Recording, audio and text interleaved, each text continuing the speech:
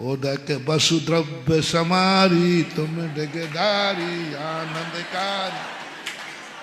भगवान कहता है बुद्धू बनाना, 2 चावल के अलावा कुछ नहीं उनमें, ना उसमें बादाम है ना उसमें नैवेद्य है।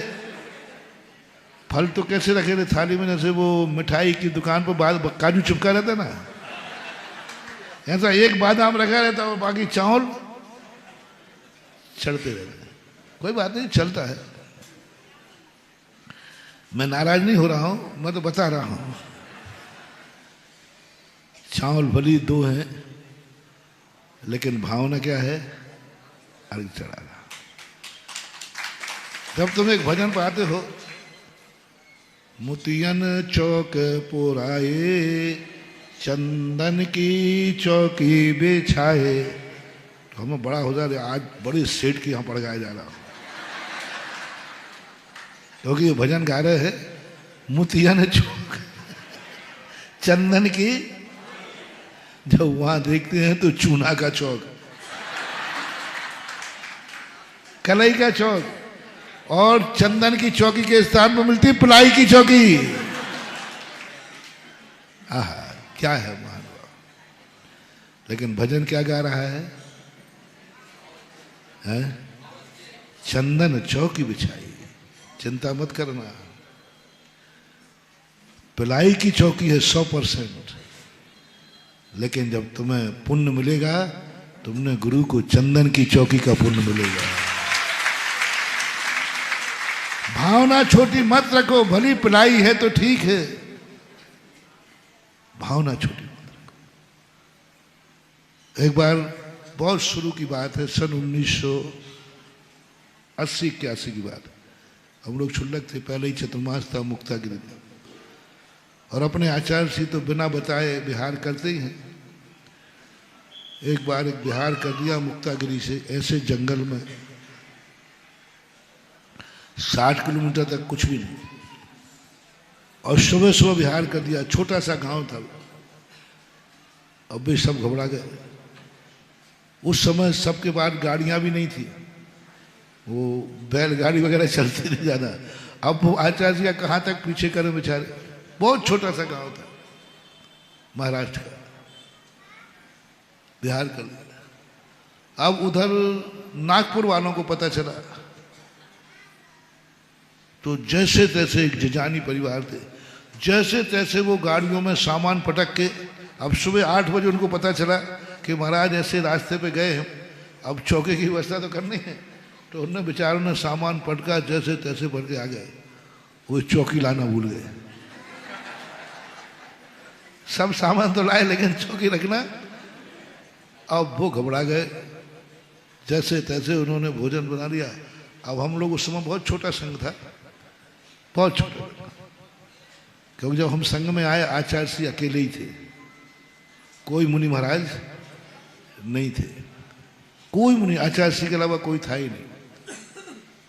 सबकी दीक्षाएं मेरे सामने हुई, समय सागर जी, योग सागर की तो यही हुई थी, नियम सागर। और उस समय 3-4 साधु थे, कुल मिलाकर के शायद 13 साधु थे हम लोग।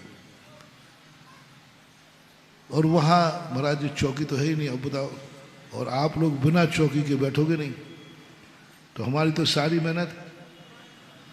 और इतना घनघोर जंगल, वहां आदिवासियों ने वो घास की झोपड़ी बना के रखी थी रहने के लिए, उसमें आहार होना, कुछ भी नहीं वहां। अब वो मेरे पास आए, हम लोग, हम क्षमा साहब जी वाले बैठे थे, महाराज जी ये समस्या निपटाओ। कैसे निपटाए? चौकी तो है ही नहीं, आहार तो तैयार है, अब उच्च आसन पे आप कहते हो, क्योंकि आप नीचे आसन पे बैठोगे। अब हम लोग भी नए थे, अपन को भी क्या मालूम। तो हम लोग सीधे आचार्य श्री पास पहुंचे। आचार्य श्री बाजू में पेड़ के नीचे बैठे थे, तो हम लोगों ने पैर दबाने लगे। तो आचार्य श्री कहे आकस्मिक पैर क्यों दबा रहे हैं? और छोटा जब पैर दबा तो समझ लेना कि उसका कोई ना कोई। तो हम लोगों ने बात छेड़ दी, बोले आचार्य श्री पहले जंगलों में साधुओं के आहार होते थे, वहां पर चौकी पाटा कहां से आते होंगे? कहाँ से पाटल आए थे होंगे।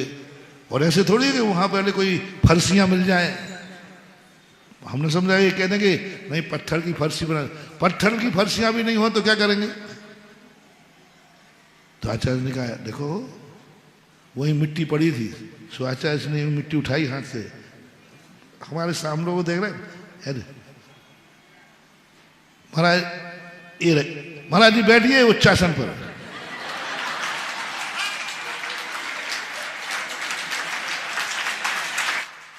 इतनी सी मिट्टी उठाकर आचार्य ने कहा कि बैठिए उच्चासन पर। उन्होंने ये कहा नहीं, पूरी बात तो सुनी और हम लोग उठ गए। तो आचार्य कहते हैं छोकरे प्रश्न किया, पूरी बात सुनी नहीं और भाग गए। अब बच्चे तो बच्चे थे, हम लोग बहुत छोटे छोटे, 22 साल की उम्र में तो कितनी उम्र होती भाई बोलो। हम लोग सब प्राय 20-22 साल में ही संघ में प्रवेश हो गया। तो आचार्य देखते रह गए, इन्होंने प्रश्न भी किया, उत्तर भी पूछा, लेकिन उसके बाद मैं 1 सेकंड भी नहीं रुका क्योंकि वहां तो मामला दूसरा था। हमने कहा मिल गया उपाय। तो कैसे मिला? मैंने कहा आप तो कुछ नहीं करना, थोड़ी थोड़ी मिट्टी रख देना, वो जमीन से थोड़ी सी उठा देना, जमीन से तो, और बार मिट्टी बना करके प्रधान हुआ। और आचार्य श्री के ऊपर आहार के बाद आचार्य ने खुद कहा आज चौथे काल का सिंहासन मिला था। आज चौथे काल का सिंहासन काहे का था? मिट्टी का। आनंद किसका था? चिंता मत करना सब, इसलिए मैं कह रहा हूं चलता है। भावनाओं का जो रूप रहता है, बाहर की परिस्थितियां अलग होती हैं, अंतरंग की परिस्थितियां अलग होती हैं। भावना जब होती है तुम ये मत समझो कि तुमने क्या किया है, तुम्हें वो आनंद की अनुभूति।